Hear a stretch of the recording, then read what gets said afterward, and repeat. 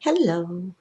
Today we are making some berry muffins, some bakery style. So we had a half a cup of butter and we softened that in the microwave. And I added 3/4 cup of white sugar to that. Next we add 1 egg and mix that all up.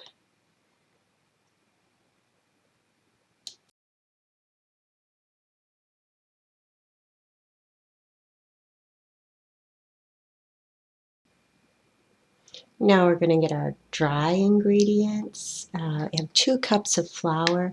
I always substitute some of my white flour with whole wheat, usually at least a half a cup.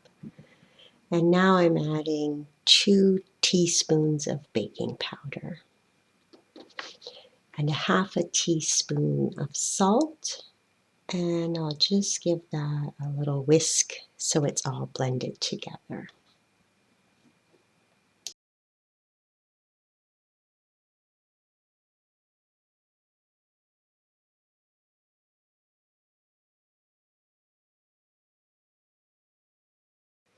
Now I'm going to alternate adding the flour mixture and milk here. I have a half a cup of just whole milk or 2%.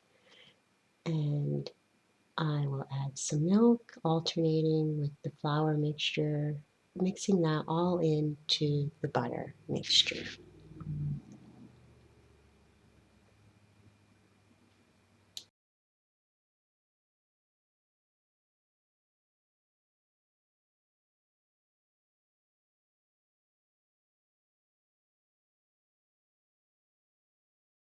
Now that that's mixed up, I'm adding in a half a teaspoon of vanilla, and that will finish our batter. Now I'm adding 1.5 cups of chopped fruit. This is some strawberries and blueberries. I had them in the freezer from my harvest. And we'll just mix that in gently.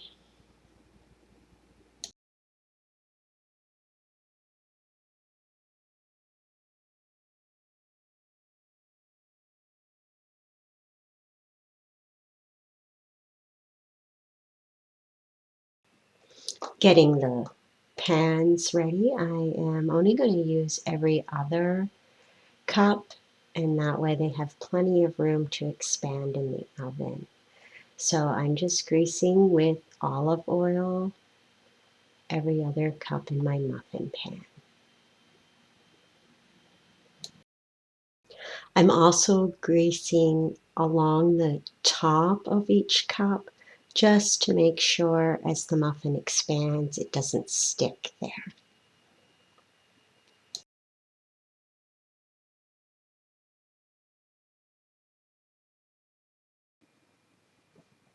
Now we're going to put our batter in our muffin cups, and we want to fill them right to the top.